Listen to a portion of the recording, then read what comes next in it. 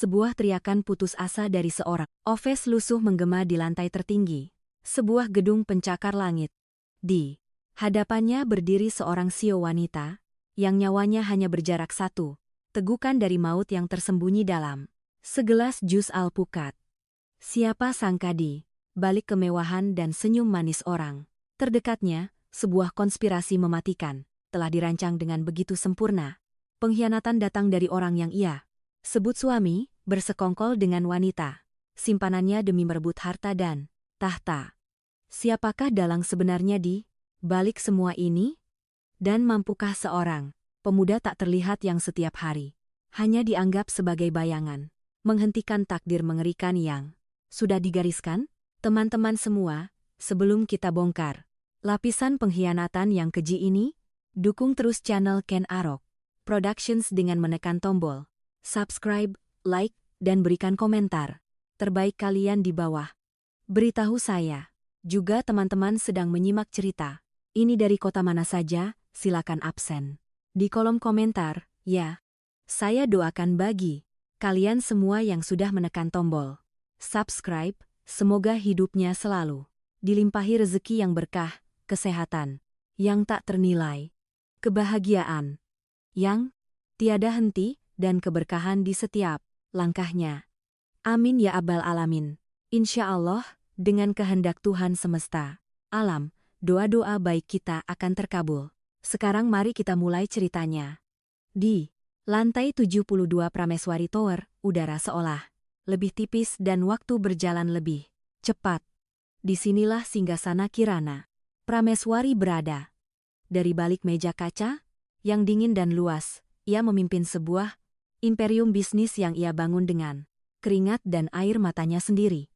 Para pesaing menjulukinya wanita bertangan besi, sementara para bawahannya mengenalnya sebagai sosok dengan tatapan setajam elang yang mampu melihat kebohongan sekecil apapun dalam laporan keuangan.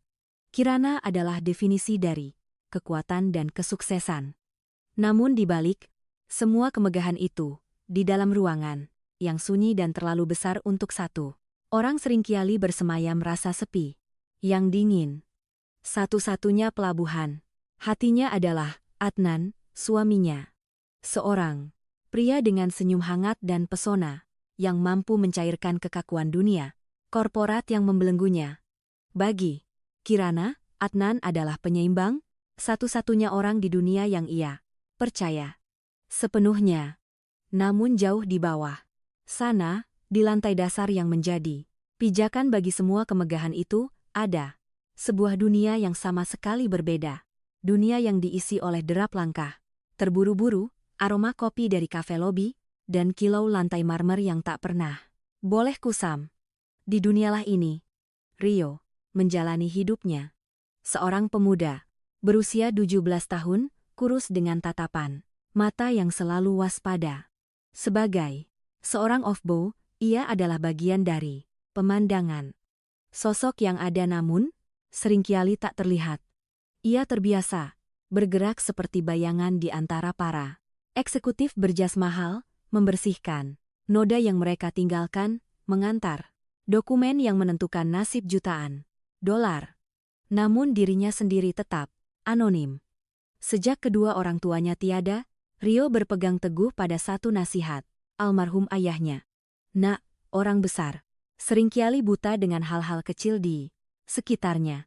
Maka dari itu, lihatlah dengan matamu, tapi pahami dengan hatimu. Nasihat itu membentuknya menjadi seorang pengamat yang ulung, menangkap detail-detail yang luput dari perhatian orang lain. Dua dunia, dua takdir yang berjalan di jalurnya masing-masing. Yang satu di puncak kuasa, yang satu di dasar hierarki. Mereka belum tahu bahwa benang takdir yang tipis, namun kuat akan segera mengikat mereka dalam sebuah drama pengkhianatan hidup dan mati. Sore itu, langit Jakarta mulai meredup, menyaput gedung-gedung tinggi dengan selubung jingga. Di lounge eksekutif Prameswari Tower, suasana terasa tenang dan eksklusif. Sofa-sofa kulit yang empuk, tertata rapi, aroma kopi premium menguar lembut dan alunan musik instrumental yang samar menciptakan sebuah sangkar emas bagi para penghuninya. Disinilah para petinggi beristirahat sejenak dari medan perang bisnis. Dan disinilah Rio sedang bertugas memastikan setiap meja berkilau, tanpa noda dan setiap cangkir teh tersusun sempurna. Ia bergerak, nyaris tanpa suara, bagian dari dekorasi yang hidup, sosok yang terlatih untuk tidak mendengar atau melihat apa yang tidak seharusnya. Namun hari itu, takdir menuliskan skenario lain untuknya. Pintu laun yang berat bergeser pelan. "Masuklah, Pak Adnan," suami Ibu Kirana dengan langkahnya yang penuh percaya diri. Namun ia tidak sendiri. Di sampingnya, berjalan seorang wanita muda yang kecantikannya begitu memukau. Terbalut gaun elegan yang harganya mungkin setara dengan gaji Rio selama setahun. Rio mengenali wanita itu dari majalah-majalah yang sering ia rapikan. Livia, seorang sosialita yang sedang naik daun. Mereka memilih sofa di sudut paling terpencil, tempat yang menawarkan privasi maksimal dari tatapan mata-mata lain. Rio yang kebetulan sedang merapikan rak majalah di dekat pilar tak jauh dari mereka, melanjutkan pekerjaannya dengan kepala tertunduk, berusaha menjadi sekecil mungkin, setidak terlihat mungkin. Awalnya, percakapan mereka hanya terdengar seperti gumaman rendah. Namun, telinga Rio yang terlatih menangkap sebuah nada yang aneh. Nada yang tidak biasa ia dengar di antara obrolan para eksekutif. Ini bukan tentang bisnis, bukan tentang saham atau proyek. Ini adalah bisikan yang dipenuhi antisipasi dan bahaya. Sambil berpura-pura mengatur tumpukan koran, Rio menangkap sepenggal kalimat dari Livia. Suaranya yang merdu, terdengar begitu dingin. "Semuanya akan berakhir besok." Rio merasakan bulu kuduknya meremang. Kalimat itu diucapkan di tempat semewah ini terasa sangat tidak pada tempatnya. Ia memberanikan diri melirik sekilas dari balik rak. Ia melihat Pak Adnan tersenyum tipis. Senyum yang sama sekali tidak mencapai matanya. "Tepat sekali," jawab Adnan. Suaranya rendah namun tegas. "Dan kita akan memulai segalanya dari awal." Kemudian mereka saling berpandangan dan berbagi senyum. Dan senyum itulah yang membuat darah Rio serasa membeku di pembuluhnya. Itu bukanlah senyum sepasang kekasih yang sedang merajut asa. Itu adalah senyum licik dua orang konspirator. Senyum kemenangan dari dua eksekutor yang misinya hampir selesai. Itu adalah senyum predator yang telah memastikan mangsanya tidak akan bisa lari. Dengan cepat Rio membuang muka, jantungnya berdentum keras di dalam dada. Ia segera menyelesaikan pekerjaannya dan bergegas keluar dari lounge itu, membawa sebuah rahasia gelap yang terasa membakar benaknya. Ia kini tahu di balik kemewahan dan senyum menawan itu, sebuah rencana mengerikan sedang disusun. Dan entah bagaimana, ia merasa besok akan menjadi hari yang sangat panjang. Keesokan harinya, Prameswari Tower berdenyut dengan energi. Seperti biasa, roda-roda bisnis berputar tanpa henti. Rapat-rapat penting digelar, dan ratusan karyawan sibuk mengejar tenggat waktu. Di lantai 72, Kirana Prameswari sedang berada di puncak permainannya, memimpin rapat dewan dengan ketegasan yang sudah menjadi ciri khasnya. Tak ada yang tahu, di balik tatapan matanya yang fokus dan suaranya yang berwibawa, sebuah kelelahan yang luar biasa sedang menggerogoti fisiknya. Pukul 3 sore, ketika rapat akhirnya usai, Kirana bersandar di kursinya, memijat pelipisnya yang berdenyut. Ia berhasil memenangkan negosiasi alot, namun kemenangan itu terasa hampa. Ia hanya menginginkan satu hal. Ritual sederhananya untuk melepas penat. Ia memanggil Sarah, asistennya, dan memesan menu andalannya. Nasi timbel komplit dengan jus alpukat kental, sebuah pelarian singkat dari tekanan dunia korporat. Sementara itu, di lobi, Rio tidak bisa tenang. Semalaman ia tidak bisa tidur. Bisikan mengerikan di lounge eksekutif terus terngiang di telinganya. Semuanya akan berakhir besok. Hari ini adalah besok itu. Setiap kali pintu lobi bergeser, jantungnya berdebar kencang. Ia mencoba menyibukkan diri, mengelap, kaca hingga berkilau. Namun, matanya tak pernah lepas dari pintu masuk dan meja resepsionis. Firasat buruk itu terasa begitu nyata. Seperti awan gelap yang menggelayu tepat di atas kepalanya, siap menumpahkan badai. Ia berdoa dalam hati, semoga apa yang ia dengar hanyalah salah paham. Semoga semua ketakutannya tidak berdasar. Namun, doanya tidak terkabul. Tepat pukul 15 menit, seorang kurir berjaket hijau masuk, pesanan atas nama Ibu Kirana Prameswari, katanya. Seketika seluruh tubuh Rio menegang dan, seolah dipanggil oleh takdir yang kelam, Pak Adnan melangkah masuk ke lobi dari arah yang berbeda. Senyumnya masih sama. Menawannya, setelan jasnya masih sama. Rapinya. Wah, pas sekali. Biar saya yang bawa ke atas, ujarnya pada resepsionis mengambil alih kantong kertas itu dengan begitu alami. Rio menahan napas. Ia melihat Adnan tidak langsung menuju lift. Dengan langkah santai, ia berjalan ke arah pilar marmer besar. Titik buta. Kamera CCTV yang sama seperti yang Rio perhatikan kemarin. Dengan punggung menghadap keramaian, Adnan membuka kantong kertas itu. Rio dari posisinya di dekat tangga, eskalator memiliki sudut pandang yang sempurna. Ia melihat tangan suci sang suami itu mengeluarkan botol kecil, membukanya, dan dengan ketenangan yang mengerikan menuangkan isinya ke dalam gelas jus alpukat. Beberapa tetes cairan bening itu lenyap ditelan pekatnya jus hijau. Tak ada keraguan, tak ada penyesalan. Hanya sebuah gerakan, dingin, efisien, dan mematikan. Setelah selesai, ia menutup kembali gelas itu, memasukkannya ke dalam kantong, dan berjalan menuju lift dengan wajah tanpa dosa. Ritual makan siang Kirana, momen kecil kebahagiaannya kini telah dinodai oleh racun paling mematikan. Pengkhianatan dan Rio adalah satu-satunya saksi. Pintu lift eksekutif tertutup dengan desisan pelan membawa Pak Adnan dan racun di tangannya menuju lantai 72. Di lobi, Rio masih terpaku di tempatnya. Seolah kakinya telah dicor ke lantai marmer. Di sekelilingnya, kehidupan terus berjalan normal. Para karyawan berlalu lalang. Suara tawa terdengar dari kafe dan resepsionis menjawab telepon dengan ramah. Namun, bagi Rio, seluruh dunia seakan berhenti berputar. Suara-suara itu menjadi dengungan jauh dan pandangannya menyempit. Hanya terfokus pada lift yang baru saja menghilang ke atas. Gambaran mengerikan itu terus berputar di kepalanya seperti film rusak, botol vial kecil, tetesan cairan bening, dan senyum tanpa dosa dari seorang calon pembunuh. Keringat dingin mulai membasahi keningnya. Sebuah perang besar berkecamuk di dalam batinnya yang masih begitu muda. Satu suara di kepalanya berbisik penuh ketakutan. Diam, Rio. Kamu hanya seorang overb, siapa yang akan percaya padamu? Menuduh suami Sio sama saja dengan bunuh diri. Kamu bisa kehilangan pekerjaanmu.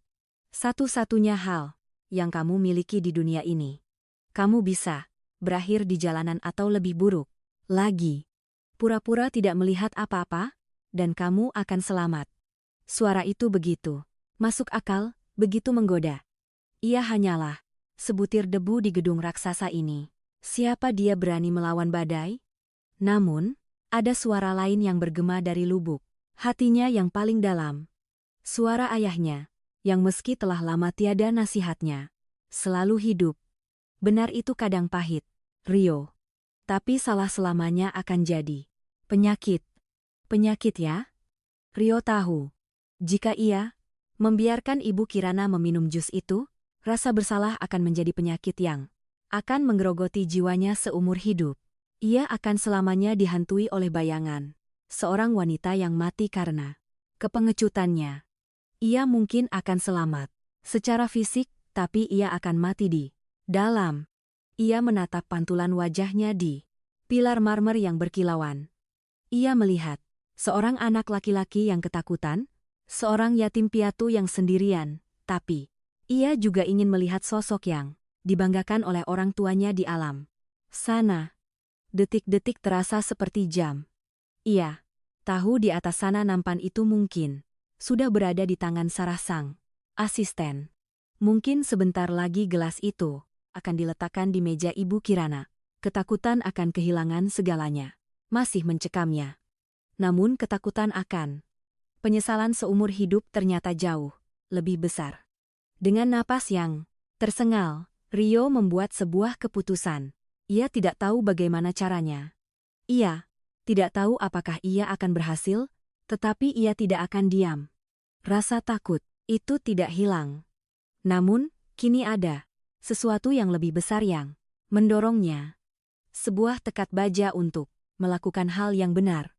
Sambil menyeka keringat di telapak tangannya ke seragam kerjanya yang lusuh, Rio berbalik dan berlari menuju lift service. Perang dalam batinnya telah usai. Kini perang sesungguhnya baru akan dimulai. Lift servis berdenting pelan saat tiba di lantai 72. Pintu terbuka dan Rio melompat keluar. Napasnya memburu. Udara di sini terasa berbeda. Koridornya dilapisi karpet tebal yang meredam suara. Dindingnya dihiasi karya seni mahal. Dan aromanya adalah campuran samar dari parfum dan kertas-kertas penting. Ini adalah pusat kekuasaan, wilayah terlarang bagi staf rendahan. Sepertinya setiap langkah terasa berat, seolah ia sedang menginjak tanah suci tanpa izin. Matanya liar mencari satu sosok. Satu-satunya gerbang terakhir. Sebelum racun itu sampai ke tujuannya, Sarah sang asisten pribadi. Dan di sanalah dia muncul dari tikungan koridor, berjalan dengan langkah efisien, sambil membawa nampan perak. Di atas, nampan itu terhidang menu makan siang, yang dipesan Ibu Kirana. Pandangan Rio langsung terkunci pada satu benda. Gelas tinggi berisi jus alpukat berwarna hijau pekat. Gelas itu tampak begitu normal, begitu segar. Namun bagi Rio, gelas itu adalah jelmaan maut. Dengan sisa-sisa keberaniannya, Rio berlari kecil dan menghadang langkah Sarah membuatnya berhenti dengan kaget. "Mbak Sarah, tunggu." Serunya suaranya sedikit bergetar. Sarah, seorang wanita muda yang selalu tampil sempurna dan profesional, mengerutkan keningnya. Wajahnya yang biasanya ramah kini menunjukkan ekspresi jengkel. "Rio, sedang apa kamu di sini?" "Kamu tidak seharusnya berada di lantai ini," katanya dengan nada tajam. Matanya melirik seragam lusuh Rio. Seolah kehadirannya adalah noda di koridor yang steril itu. "Maaf, Mbak, ini sangat penting," desak Rio. "Saya mohon, Mbak, apapun yang terjadi, jangan berikan jus itu kepada Ibu Kirana." Saya melihat Pak Adnan memasukkan sesuatu ke dalamnya di lobi tadi." Mendengar itu, Sarah terdiam sejenak lalu tertawa sinis. Tawa yang meremehkan. "Rio, dengar ya," katanya. Suaranya kini penuh dengan nada superioritas. "Mungkin kamu sedang lelah, atau terlalu banyak nonton film. Pak Adnan itu suami Ibu Kirana. Beliau sangat mencintainya. Mana mungkin melakukan hal sekeji itu. Kamu sadarkan siapa yang sedang kamu tuduh?" Ia menatap Rio dari atas ke bawah. "Saya tidak punya waktu untuk gosip murahan dan khayalanmu. Sekarang lebih baik kamu kembali ke bawah sebelum saya panggil keamanan." Tanpa menunggu jawaban Rio, Sarah melangkah melewatinya. Bahunya dengan sengaja menyenggol bahu Rio. Rio hanya bisa terpaku menatap punggung Sarah yang semakin menjauh. Kata-katanya mental seperti bola yang dilempar ke dinding baja. Ia melihat Sarah berhenti di depan pintu kayu mahoni yang megah, mengetuk pelan, lalu masuk ke dalam. Pintu itu tertutup dengan bunyi klik yang pelan. Namun bagi Rio, Bunyinya terdengar seperti lonceng kematian. Peringatan pertamanya telah gagal. Dinding hierarki dan ketidakpercayaan terlalu tebal untuk ditembus. Kini di dalam ruangan itu, Ibu Kirana sedang berhadapan dengan maut yang menyamar. Sebagai minuman pelepas dahaga dan ia sama sekali tidak menyadarinya. Pintu kayu mahoni yang kokoh itu kini terasa seperti sebuah batu nisan. Di baliknya, nasib Ibu Kirana sedang dipertaruhkan, dan Rio berdiri di sini di koridor yang dingin sendirian dengan kegagalannya. Rasa putus asa yang pekat menyelimutinya, lebih dingin dari pendingin udara di lantai itu. Ia telah mencoba, ia telah berbicara, namun suaranya yang kecil dan tak berarti, tenggelam dalam arogansi dan hierarki kekuasaan.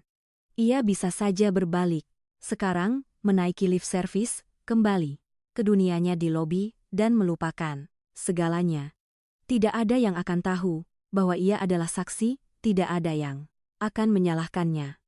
Ia bisa menyelamatkan dirinya sendiri. Tapi, bayangan gelas jus hijau itu kembali menghantuinya. Ia bisa membayangkan dengan jelas apa yang terjadi di dalam sana. Ibu Kirana mungkin sedang menyelesaikan satu panggilan telepon terakhir, lalu menghela napas lelah, dan tangannya yang terawat itu terulur untuk meraih gelas dingin tersebut. Embun di sisi gelas. Sedotan yang siap digunakan. Satu tegukan. Hanya butuh satu tegukan, dan semuanya akan berakhir. Tidak.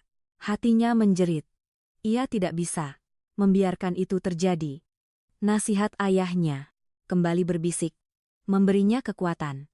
Kebenaran harus diperjuangkan, bahkan jika ia harus sendirian. Matanya yang panik menyapu koridor, mencari keajaiban, mencari celah sekecil apapun. Pintu terkunci. Keamanan tidak akan membiarkannya mendekat dan berteriak, hanya akan membuatnya diseret paksa. Ia butuh sesuatu yang bisa merusak tatanan normal, sesuatu yang bisa menghentikan waktu sejenak, sesuatu yang memaksa semua orang, termasuk Ibu Kirana, untuk keluar dari sangkar emas mereka. Dan saat itulah matanya terkunci pada sebuah benda kecil berwarna merah yang menempel di dinding. Tak jauh dari pintu pantry eksekutif. Kotak alarm kebakaran di atasnya, di langit-langit sebuah sensor. Asap kecil berkedip-kedip dengan tenang, seolah tidak menyadari drama yang sedang berlangsung. Sebuah ide gila, nekat, dan sangat berbahaya mulai terbentuk di benaknya. Ini adalah pertaruhan terakhir. Jika gagal, ia bukan hanya akan kehilangan pekerjaan, ia bisa berakhir di penjara karena menyebabkan kepanikan massal. Tapi jika berhasil, ia mungkin punya satu kesempatan lagi. Satu kesempatan terakhir untuk mencegah tragedi. Tanpa pikir panjang lagi, ia melesat masuk ke dalam pantry eksekutif yang kosong. Matanya langsung menemukan apa yang ia cari.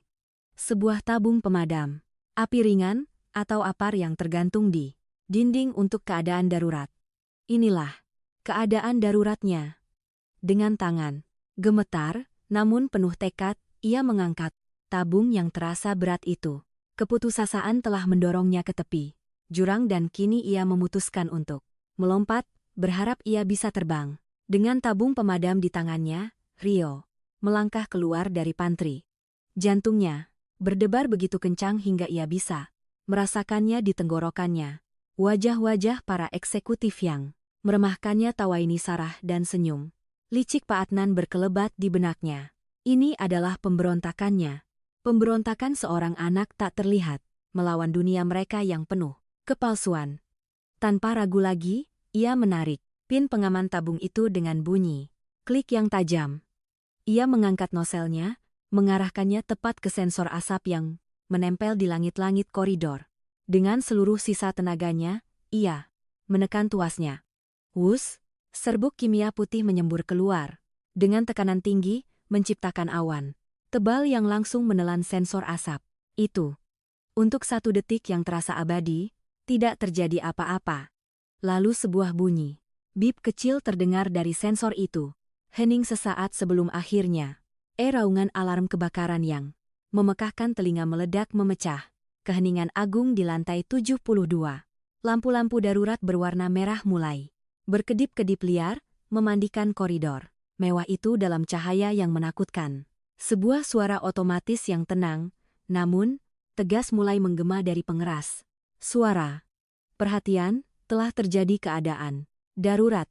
Harap segera meninggalkan ruangan Anda melalui tangga darurat terdekat. Tetap tenang dan jangan panik. Seketika suasana berubah dari ketertiban menjadi kekacauan total. Pintu-pintu kantor yang tadinya tertutup rapat kini terbuka satu persatu. Para eksekutif yang biasanya tenang dan berwibawa kini keluar dengan wajah panik dan bingung. Beberapa orang berteriak bertanya-tanya, apa yang terjadi? Kertas-kertas berhamburan dari tangan seseorang. Dunia yang tadinya begitu teratur kini telah dijungkir balikan oleh tindakan nekat seorang off dan rencananya berhasil. Pintu mahoni ruang kerja CEO terbuka. Dengan kasar, Ibu Kirana muncul, wajahnya bukan menunjukkan kepanikan, melainkan kekesalan seorang pemimpin yang teritorinya diganggu. Di belakangnya, Sarah tampak pucat dan kebingungan. Yang terpenting, mereka berdua keluar dari ruangan itu, meninggalkan nampan makanan dan gelas jus beracun di atas meja. Maut yang sudah diambang pintu itu berhasil ditunda. Rio menjatuhkan tabung pemadam yang kini kosong ke lantai dengan bunyi dentang yang keras. Di tengah kerumunan yang bergerak panik menuju tangga darurat, ia hanya berdiri diam. Matanya tidak tertuju pada pintu keluar, melainkan terkunci pada satu orang, Ibu Kirana. Ia telah berhasil menciptakan panggungnya. Sekarang saatnya untuk pertunjukan utamanya. Di tengah lautan, manusia yang bergerak panik menuju tangga darurat, Rio menjadi satu-satunya orang yang melawan arus. Ia tidak lari, menjauh. Sebaliknya, ia berjalan tegap, menerobos kerumunan. Matanya terkunci pada Ibu Kirana yang sedang memberi instruksi pada kepala keamanan. Setiap langkah terasa berat, seolah ia sedang berjalan di dalam air. Inilah kesempatan terakhirnya, tidak akan ia sia-siakan. Namun, sebelum ia berhasil mendekat, dua petugas keamanan bertubuh kekar langsung menghadangnya. Lengan-lengan kokoh itu mencengkeram bahunya dengan kasar. Anak, ini penyebabnya, teriak Sarah dari belakang menunjuk pada tabung pemadam yang tergeletak di lantai. Dia sudah gila, Rio meronta. Namun cengkeraman itu terlalu kuat. Ia melihat Ibu Kirana mulai berbalik untuk mengikuti arus evakuasi. Tidak ada waktu lagi, dengan sisa napas yang ada di paru-parunya, Rio mengerahkan seluruh kekuatannya dan berteriak. Suaranya berhasil menembus dru alarm yang memekahkan telinga. Ibu, jangan kembali ke ruangan itu. Minuman di meja ibu ada racunnya. Teriakan itu penuh dengan keputusasaan dan kejujuran yang mentah berhasil menghentikan langkah Kirana. Ia berbalik. Seluruh koridor seakan membeku dalam satu momen. Kirana menatap lurus pada Off-Bay yang sedang ditahan itu. Ia melihat wajahnya yang pucat, matanya yang membelalak, dan getaran di tubuhnya. Itu bukan tatapan seorang pembuat onar. Itu adalah tatapan tulus dari seseorang yang sedang ketakutan setengah mati. Saat itu juga, Kirana teringat akan ucapan Sarah beberapa menit yang lalu tentang Rio yang mengoceh soal racun. Tiba-tiba Pak Adnan sudah berada di sisinya, mencoba menarik lengannya. Sayang, ayo kita pergi. Jangan dengarkan dia. Anak ini tidak waras. Gedung ini bisa saja benar-benar terbakar, desaknya. Nada suaranya terdengar panik. Namun, bagi Kirana yang instingnya setajam silet, kepanikan itu terasa janggal. Terlalu dibuat-buat. Ia menatap wajah suaminya, lalu kembali menatap mata Rio yang penuh permohonan. Dalam sepersekian detik di tengah kekacauan itu, Kirana membuat sebuah keputusan yang berlawanan dengan semua protokol dan logika. Berhenti. Suaranya menggema penuh dengan otoritas yang tak terbantahkan. Seketika semua Orang di sekitarnya terdiam. Para petugas keamanan membeku. Deru alarm, seolah menjadi latar bagi perintahnya.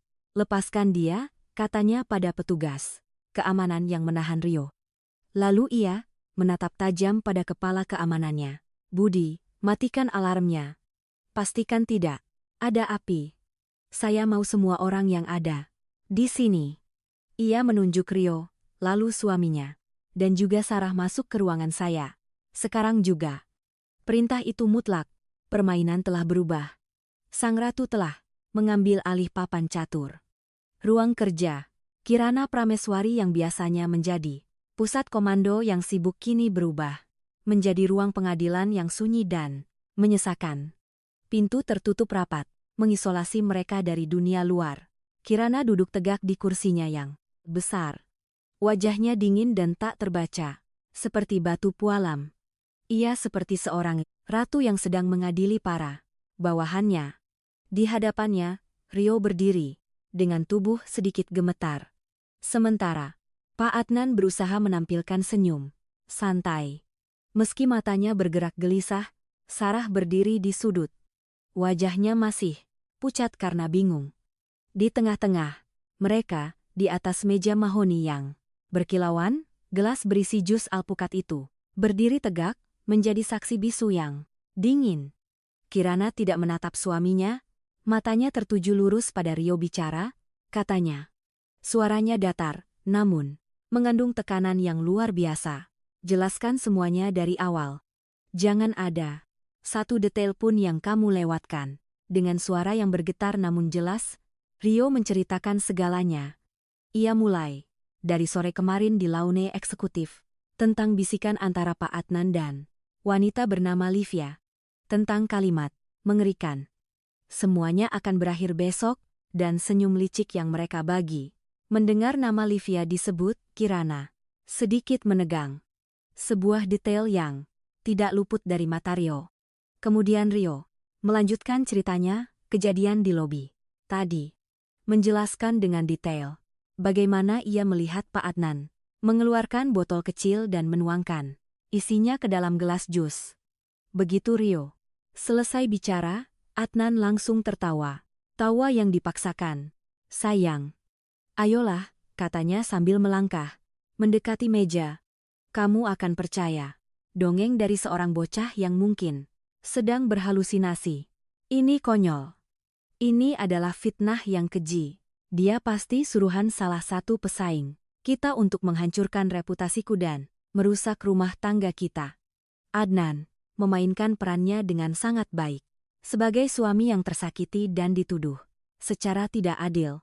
Kirana mendengarkan pembelaan suaminya tanpa menyelah. Wajahnya tetap tanpa ekspresi. Setelah Adnan selesai, Kirana tidak berkata apa-apa. Ia hanya meraih gagang telepon di mejanya dan menekan satu tombol. Budi, panggilnya pada kepala keamanan. Tampilkan rekaman CCTV dari lobi. Kamera nomor 4 yang mengarah ke pilar utama di menit 10 hingga 15 yang lalu. Putar di layar utama saya. Seketika layar besar di dinding di belakang meja Kirana menyala. Ruangan itu menjadi lebih gelap, dan semua mata tertuju pada layar. Awalnya rekaman itu menunjukkan lobi yang sibuk seperti biasa. Lalu sosok Adnan yang gagah muncul mengambil kantong makanan.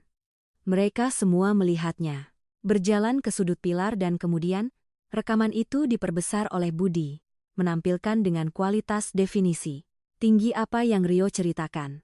Tangan Adnan yang terawat, botol vial yang kecil, dan gerakan cepat saat ia menuangkan cairan maut itu ke dalam minuman istrinya. Rekaman itu terus berputar tanpa suara, namun kebenarannya berteriak lebih keras dari alarm manapun.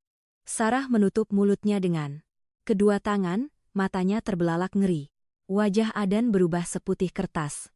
Senyumnya lenyap, digantikan oleh ekspresi horor karena tertangkap basah. Kirana hanya menatap layar, napasnya tertahan. Satu butir air mata akhirnya jatuh dari pelupuk matanya, mengalir perlahan di pipinya yang dingin. Itu bukan air mata kesedihan, melainkan air mata dari hancurnya sebuah kepercayaan. Video itu adalah bukti tak terbantahkan. Pengkhianatan itu nyata. Rekaman video itu berhenti, membekukan gambar tangan Adnan yang sedang meneteskan racun di layar besar. Gambar itu menjadi hakim, sekaligus algojo bagi kebohongannya. Keheningan di dalam ruangan terasa berat, seolah menekan dada setiap orang yang berada di sana. Wajah Adnan yang tadinya seputih kertas, kini berubah pias. Kakinya gemetar hebat hingga ia harus berpegangan pada kursi untuk menopang tubuhnya. Topengnya yang sempurna telah hancur berkeping-keping, memperlihatkan wajah asli seorang pengkhianat yang pengecut. Kirana perlahan-lahan menurunkan pandangannya dari layar dan menatap lurus pada pria yang masih berstatus sebagai suaminya. Itu. Air mata di pipinya sudah mengering, meninggalkan jejak dingin. Suaranya terdengar lagi, bukan lagi datar, tapi bergetar karena amarah dan luka yang ditahan. Kenapa? Satu kata itu diucapkan dengan nada rendah yang menusuk, lebih tajam dari pisau manapun. Setelah semua yang kita lalui, kenapa Adnan? Pertanyaan itu meruntuhkan sisa-sisa pertahanan Adnan. Ia jatuh berlutut di lantai marmer yang dingin. Aku bisa jelaskan Kirana, isaknya. Sebuah pemandangan menyedihkan, yang sama sekali tidak mengundang simpati. Ini bukan seperti yang terlihat. Aku dijebak. Kirana hanya menatapnya dengan dingin, memberinya kesempatan untuk menggali kuburnya sendiri lebih dalam. Aku terlilit utang, sayang sangat besar. Lanjutnya memulai rangkaian kebohongannya yang baru. Dan Armania Arman, direktur keuangan kita, dia tahu kelemahanku. Dia yang datang padaku dengan rencana ini. Adnan mulai menumpahkan segalanya. Namun narasinya, ia susun seolah-olah dirinya lah korbannya. Ia mengaku bahwa Livia, wanita di laun itu adalah adik sepupu Arman yang sengaja digunakan untuk menjeratnya saat ia merasa kesepian karena kesibukan Kirana. Ia mengklaim bahwa Arman adalah otak jenius di balik segalanya. Arman yang merencanakan pembunuhan ini hingga detail terkecil. Arman yang menyediakan sianida cair yang mematikan itu, dan Arman yang terus-menerus menekannya mengancam akan membongkar utang-utangnya jika ia menolak. Dia bilang ini satu-satunya jalan keluar. Raungnya putus asa. Dia bilang, setelah kamu tiada, aku sebagai ahli waris bisa menaikkan jabatannya dan kita semua akan aman. Aku tidak mau melakukannya, Kirana. Sungguh. Tapi aku takut. Aku lemah. Kirana mendengarkan setiap kata itu tanpa berkedip. Ia melihat suaminya, pria yang pernah ia cintai, kini sedang merangkak di kakinya, bukan dengan penyesalan yang tulus, melainkan dengan kebohongan yang dirancang untuk menyelamatkan dirinya sendiri. Ia tidak melihat korban yang terperangkap. Ia melihat seorang pengecut yang rela menukar nyawa istrinya demi menutupi kesalahannya sendiri. Rasa sakit di hatinya perlahan berubah menjadi baja yang dingin dan keras. Pengakuan itu tidak memberinya kelegaan, justru menyadarkannya bahwa pria yang dinikahinya ternyata jauh lebih hina dari yang pernah ia bayangkan. Kirana menatap dingin pada sosok yang kini merangka di kakinya, memohon pengampunan yang tidak akan pernah datang. Isak tangis Adnan tidak lagi menyentuh hatinya.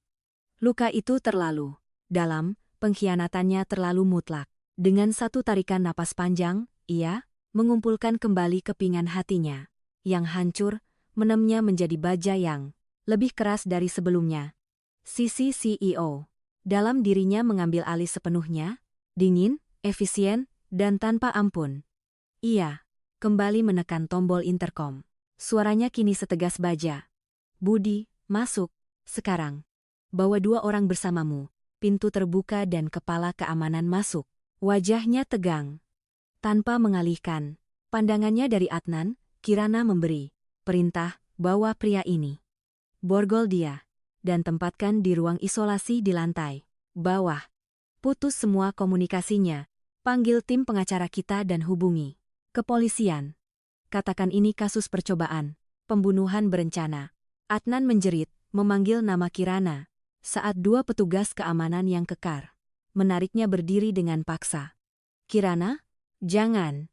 Aku mohon. Aku mencintaimu, teriaknya. Kirana hanya membuang muka, seolah teriakan itu hanyalah suara angin. Lalu, baginya, Adnan telah mati di saat tetesan racun itu menyentuh minumannya. Setelah Adnan diseret keluar dari ruangan, Kirana tidak berhenti. Adrenalin kini memompa deras di nadinya. Ia tahu Adnan hanyalah pion.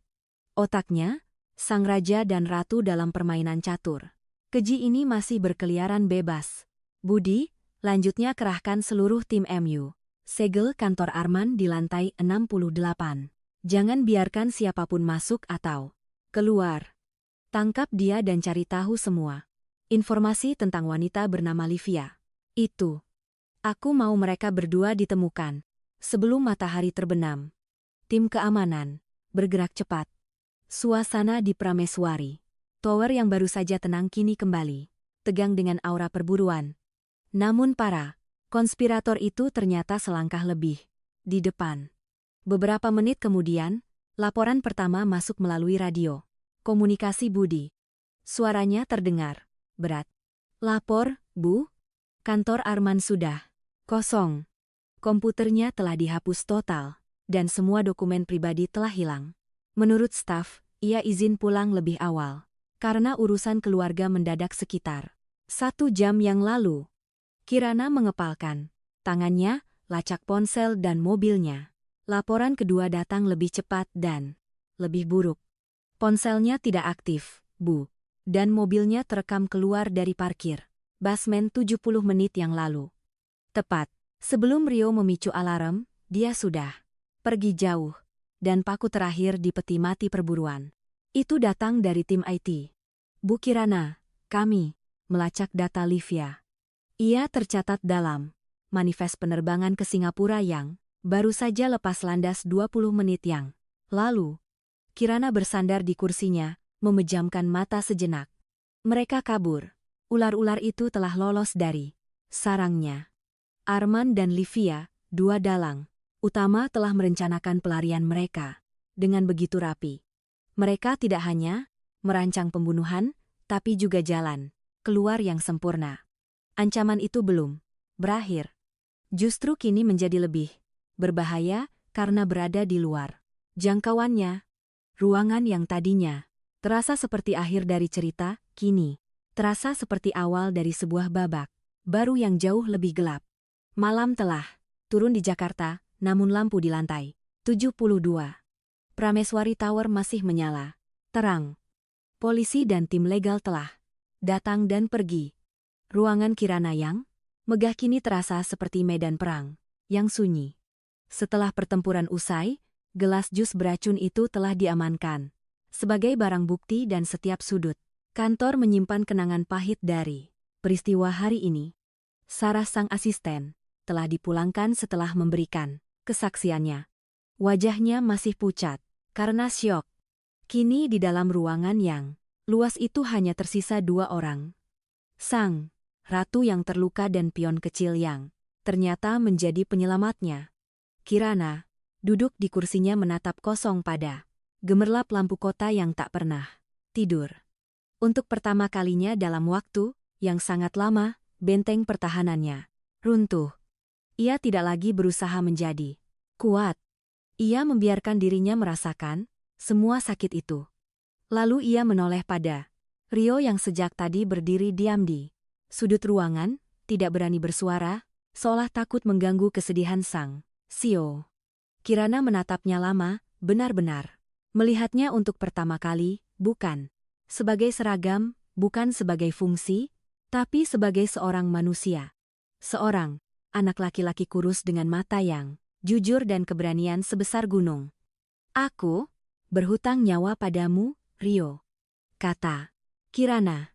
Suaranya pelan dan serak, bebas dari nada perintah yang biasa ia gunakan. Aku bisa memberimu uang. Cukup banyak hingga kamu dan mungkin 7 turunanmu tidak perlu bekerja lagi. seumur hidup. Ia mengujinya, ingin melihat karakter anak ini lebih dalam. Rio menggeleng pelan. Ia melangkah maju. Dengan ragu, berhenti beberapa langkah. Dari meja Kirana. Saya tidak melakukannya untuk uang. Bu, jawabnya tulus. Almarhum ayah saya pernah bilang, harga dari nyawa seseorang bukanlah uang, tapi kesempatan untuk hidup. Saya hanya senang ibu masih punya kesempatan itu. Jawaban sederhana, itu menghantam Kirana lebih keras dari pengkhianatan suaminya. Di dunia yang penuh dengan orang-orang serakah, anak ini adalah anomali. Ia adalah bukti bahwa ketulusan masih ada. Kirana tahu, memberikan Rio uang hanya akan merendahkan perbuatannya. Anak ini layak mendapatkan lebih. Ia layak mendapatkan kesempatan, keberanian dan kejujuran. Sepertimu adalah aset yang lebih berharga dari semua uang yang dimiliki perusahaan ini, kata Kirana. Matanya kini menatap Rio dengan intensitas yang baru. Maka aku tidak akan memberimu ikan, Rio. Aku akan memberimu kail dan mengajarimu cara memancing di lautan, paling ganas sekalipun. Ia menegakkan tubuhnya, sisi CEO dalam dirinya. Kembali, namun kali ini dengan tujuan yang berbeda. Mulai besok kamu bukan lagi B. Aku akan membiayai seluruh pendidikanmu. Selesaikan SMAmu, lalu pilih universitas bisnis terbaik. Aku yang akan menanggung semuanya. Sebagai gantinya, aku hanya minta satu hal, kesetiaanmu. Belajarlah, tumbuhlah, dan suatu hari bantu aku membangun kembali perusahaan ini di atas dasar kejujuran. Rio tertegun, matanya terbelalak tak percaya. Tawaran itu begitu besar, begitu di luar jangkauan mimpinya yang paling liar. Air mata yang sejak tadi ia tahan akhirnya mengalir. Namun kali ini, bukan karena takut, melainkan karena haru. Saya bersedia, Bu, katanya, dengan suara bergetar. Hari itu, di tengah runtuhan sebuah pengkhianatan, sebuah ikatan baru ditempah. Ikatan antara seorang mentor dan muridnya, antara seorang ratu dan natria kecilnya. Sebuah awal yang sama sekali berbeda telah dimulai. 7 tahun adalah waktu yang panjang.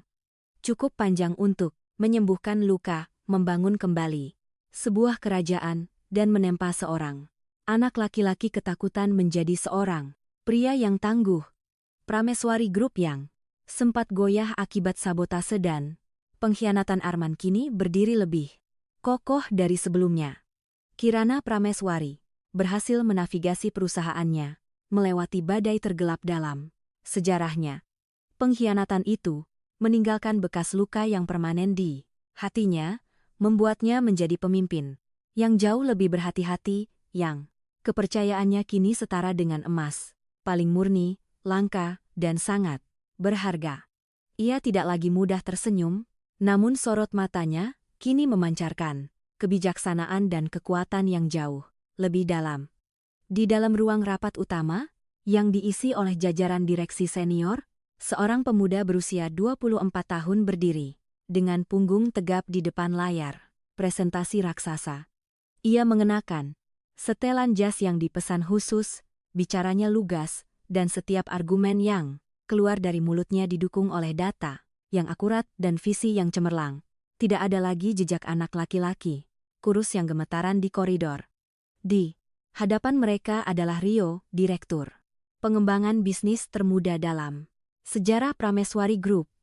Ia baru saja selesai memaparkan strategi ekspansi pasar ke tingkat Asia Tenggara. Sebuah rencana yang begitu berani namun sangat terukur yang membuat para direktur tua, yang awalnya skeptis kini mengangguk-angguk kagum. Kirana yang duduk di kepala meja mengamatinya dalam diam bukan lagi dengan tatapan seorang mentor yang mengawasi muridnya melainkan dengan tatapan seorang ratu yang bangga pada panglima perangnya yang paling hebat. Selama 7 tahun, Rio telah membuktikan dirinya. Ia melahap setiap buku, setiap pelajaran, setiap tantangan yang Kirana berikan. Ia lulus dari universitas dengan predikat tertinggi, dan memulai karirnya dari bawah, menolak setiap perlakuan istimewa. Ia meraih posisinya sekarang bukan karena belas kasihan, melainkan karena kerja keras dan otaknya yang brilian. Ia telah menjadi tangan kanan Kirana, penasihatnya yang paling dipercaya. Satu-satunya orang di dunia yang memahami cara berpikirnya tanpa perlu banyak bicara. Ikatan mereka telah berevolusi dari utang nyawa menjadi sebuah kemitraan yang kokoh. Dari hubungan mentor-murid menjadi persahabatan yang dalam.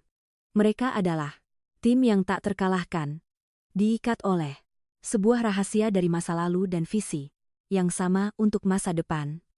Rio adalah bukti hidup dari kesempatan kedua dan Kirana melalui Rio menemukan kembali sebagian dari kepercayaannya pada kemanusiaan.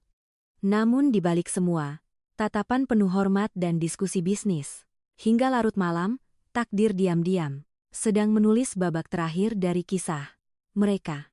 Babak yang tidak akan mereka temukan dalam proposal bisnis manapun. Malam itu, Prameswari Tower sudah senyap.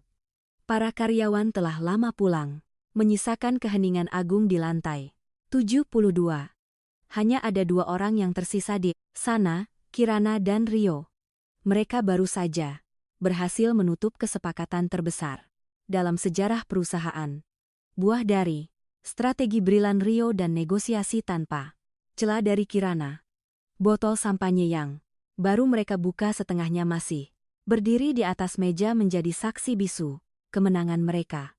Euforia pekerjaan telah mereda, menyisakan kelelahan yang memuaskan dan kebersamaan yang hening. Kirana berdiri di depan jendela kaca raksasanya, menatap lautan lampu Jakarta yang terhampar di bawahnya seperti permadani permata. 7 tahun yang lalu, desahnya pelan. Suaranya lebih terdengar, seperti bisikan pada dirinya sendiri. Di ruangan ini, menata pemandangan yang sama. Aku pikir hidupku sudah benar-benar berakhir. Untuk pertama kalinya, ia membiarkan secuil kerapuhannya terlihat di hadapan Rio. Rio yang sedang merapikan beberapa dokumen berhenti. Ia berjalan mendekat dan berdiri di samping Kirana menjaga jarak yang sopan. Hidup ibu tidak berakhir, jawabnya lembut. Suaranya penuh dengan kehangatan yang tulus. Ibu hanya sedang menulis ulang babak pertamanya. Saya hanya beruntung bisa berada di sini untuk membacanya. Kirana menoleh menatap wajah Rio yang kini diterpa cahaya lampu kota. Ia tidak lagi melihat anak laki-laki kurus yang ia selamatkan dari kemiskinan. Ia melihat seorang pria yang berdiri setara di sampingnya. Pria yang memahami luka-lukanya tanpa perlu ia jelaskan. Pria yang kesetiaannya menjadi sauh bagi jiwanya yang pernah karam. Selama ini ia menganggap perasaannya pada Rio adalah kebanggaan seorang mentor. Tapi malam ini, di tengah keheningan ini, ia menyadari ada sesuatu yang lebih. Sesuatu yang membuat jantungnya berdebar sedikit lebih cepat saat Rio tersenyum. Sesuatu yang membuatnya merasa aman dengan cara yang sudah lama tidak ia rasakan. Di sisi lain, Rio telah menghabiskan 7 tahun terakhir memuja Kirana. Awalnya sebagai seorang penyelamat, lalu sebagai seorang guru, dan akhirnya sebagai seorang wanita yang paling luar biasa yang pernah ia kenal. Ia selalu menjaga perasaannya, rapat-rapat, menguburnya di bawah lapisan profesionalisme dan rasa terima kasih. Namun, melihat Kirana yang begitu rapuh di hadapannya, pertahanannya runtuh. Ia melihat Kirana bukan sebagai bosnya, melainkan sebagai wanita yang ingin ia lindungi dan bahagiakan seumur hidupnya. Udara di antara mereka terasa berubah menjadi lebih padat dan penuh dengan perasaan yang tak terucapkan. Jarak sopan di antara mereka kini terasa seperti sebuah jurang yang ingin mereka seberangi. Rio memberanikan diri. Kirana. Untuk pertama kalinya ia memanggil nama itu tanpa embel-embel. Bu Kirana tidak terkejut. Seolah ia memang menantikannya. Mereka saling bertatapan, dan di dalam sorot mata satu sama lain, Mereka menemukan jawaban yang sama.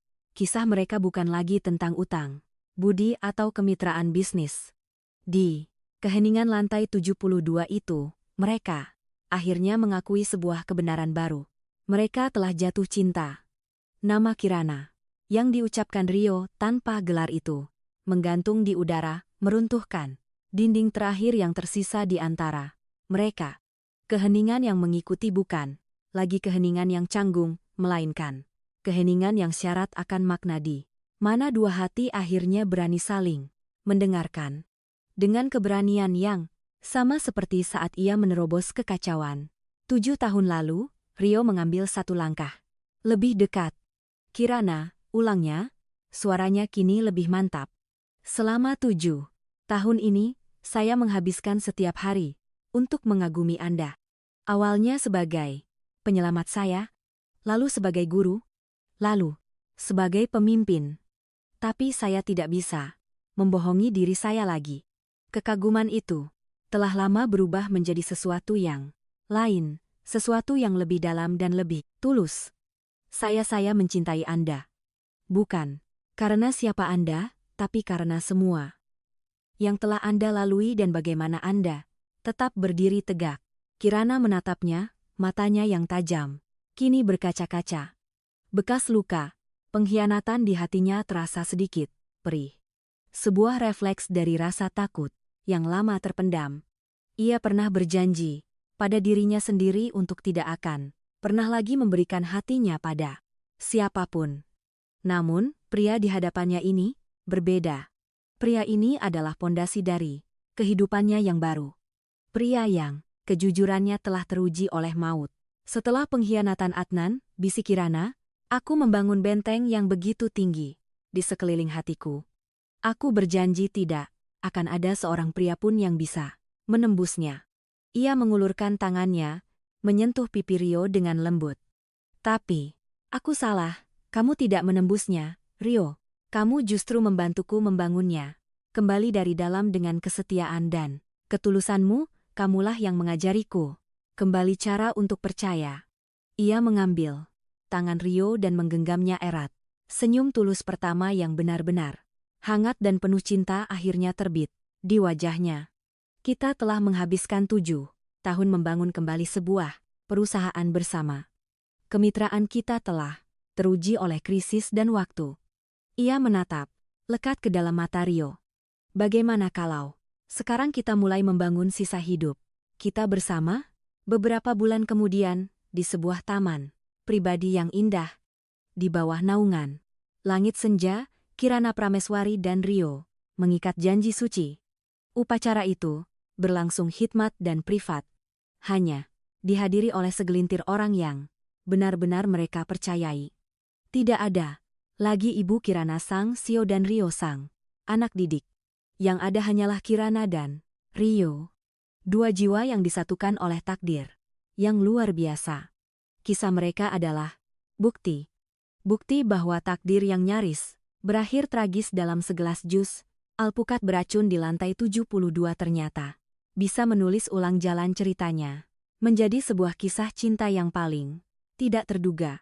Karena terkadang pahlawan sejati bukanlah mereka yang memakai jubah atau memegang tahta, melainkan mereka yang memiliki keberanian untuk melakukan hal yang benar bahkan ketika mereka merasa paling tak terlihat.